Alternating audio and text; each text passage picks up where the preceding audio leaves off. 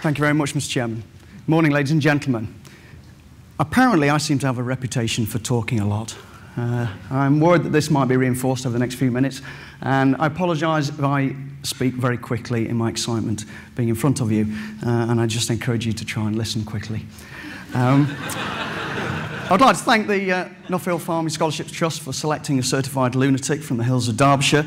Also to the Train Trust, whose sponsorship funds enable me to be released into the wilder open world. I'd also like to thank Anne Beckett for her tireless efforts in editing my report.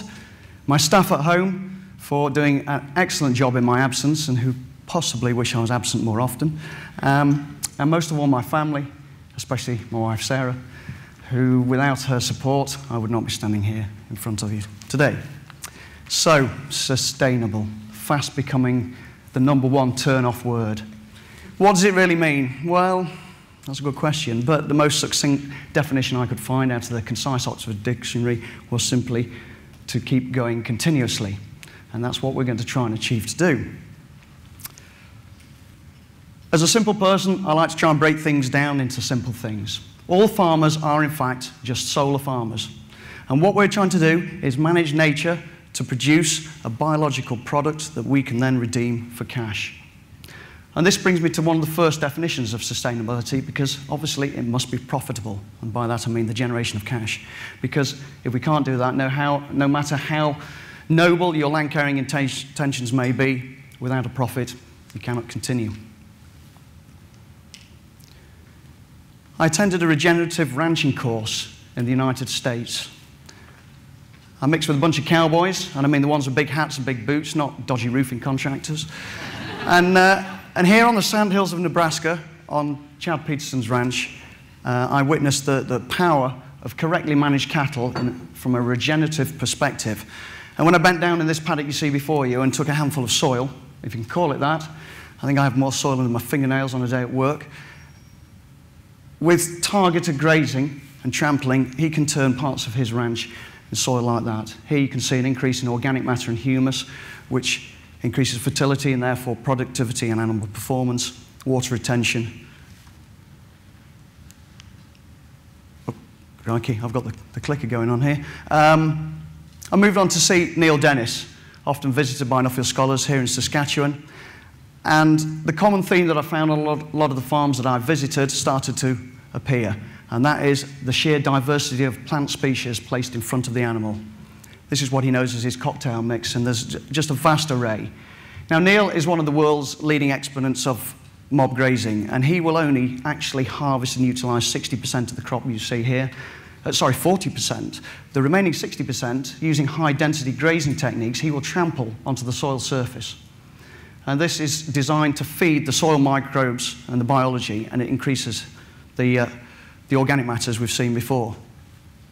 Now, I'm a big believer in subdivisions on farm, and we'll be talking about that later, but if those of you that think that recommendation is going to become an obstacle is merely a challenge to overcome, and this is one of Neil's little homemade devices that helps. And when I went to visit him, he took me around his near 1,200-acre ranch, and I never got out of the truck once, because together with guy bars under the vehicle, he just drives over all of his high tensile electric fencing with that. As Neil puts it himself, if you want to be lazy, you've got to get good at it. Interestingly, it turns out that I actually might be related to Neil. Not for that reason, well, maybe for that reason. We had a portion of our family early on that emigrated to Canada, and he has ancestry of Thornhills in his blood. And for those of you that know Neil, we share a common passion of grazing cattle and also an uncanny family resemblance.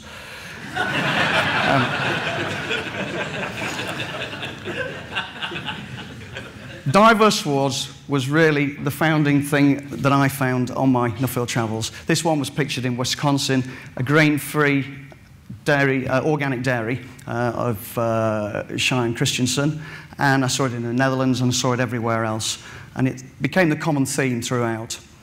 When I visited Brittany, this is the farm of Erwin and Laurence Leroux, voted in 2011 the most sustainable farm in France. They are now achieving twice-a-day yields by milking their cows just once a day. through careful animal selection and attention to detail. And they too also use diverse swards. Before my Nuffield travels, I had never really heard of root exudates and mycorrhizal fungi and all this sort of thing, and it's now become commonplace, and talking about infiltration rates of water and water holding capacity, and these such measurements are used here on this farm. Interestingly, another technique he uses on a piece of land that he can't access with his milk cows is nurserying of his young stock, 2 calves and 1 cow. They receive no medication, they receive no nutritional supplementation, just a fresh break of pasture every single day. No grazing study will be complete, obviously, without a visit to New Zealand. Here is the farm of Harry Weir, the conceiver of techno-grazing, using intensive subdivision and his own equipment, and on light, free-draining alluvial soils, and he produces phenomenal animal performance, and again, using these diverse swards. As a travelling Nuffield, the picture of a road is very, very common. But sometimes you take a turning and realise you've found something quite different indeed. And on the left-hand side of this picture, you'll see a very typical Waikato farmland. But on the right-hand side, something quite different indeed. And I was quite unprepared for what I found here. And this really was the jewel in the crown of all the farms I visited. This is the home of Gavin and Sherrin Fisher. Gavin is an exceptional biological farmer. He describes himself as a production ecologist. He maintains that if you farm for ecology, production will follow. And he really has got some quite wild ideas. He's planted lots of trees, and this is like an island in the middle of standard management. And you can see there on the right-hand side that his cattle get access for browsing and self-medication from multiple species. And again, he is an advocate of mixed species in his swards. He plucked this out of the sward that his cows were about to enter. This is a Russian comfrey leaf. And here illustrates just a random handful of what cows are offered. And this picture really illustrates one of the other benefits of mixed, diverse swards. Any single species has a narrow window of opportunity to harvest it at its optimum point in time. By giving this rainbow effect of multiple species, if you miss that opportunity of one species, it's highly likely it will be taken up by others. Coupled in with that, you've got nutritional balance, multiple different mineral supplies, but also underground. You have synergies between the different rooting depths, the soil improvement fractions, and this is really one of the bases of operating a more biological system. I'm a big believer in the proof of the pasture is in the eating, and Gavin's cows were an absolute picture of health. And this is all very well, but what we mustn't forget is the profit. But I can assure you that his physical and financial performance were more than comparable to the neighbourhood. And it's easy to dismiss this and say, yes, but that's on the other side of the world. But the interesting thing is, nobody in his area was doing this. That's what interested me. He was completely different from his local counterparts.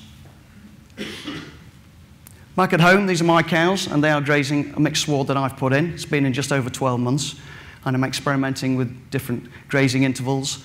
And so far, early monitoring is looking very promising. I do cutting and drying and weighing, and a bit of an anorak when it comes to things like that.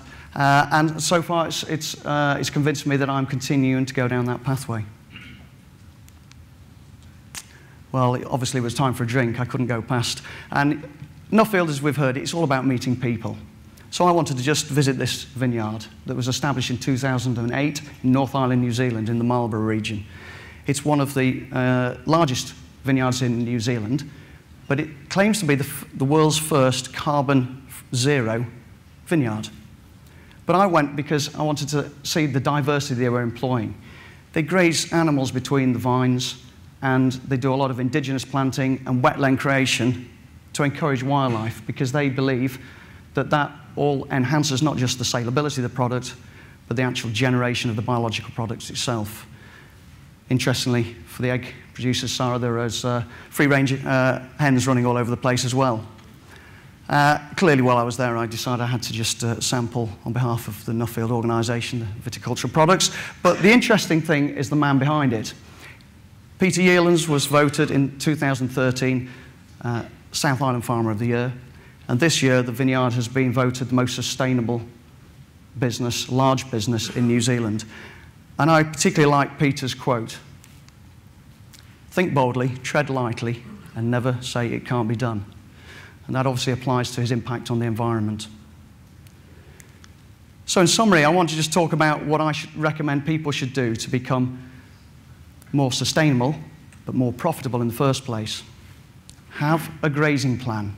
We hear a lot about fertilizer applications and improving soils and everything else, but the fastest and most immediate way to get a return is to have a grazing plan. And by a grazing plan, I don't mean turning your animals out and then recovering them at the end of the season, hoping that you've made some sort of gain.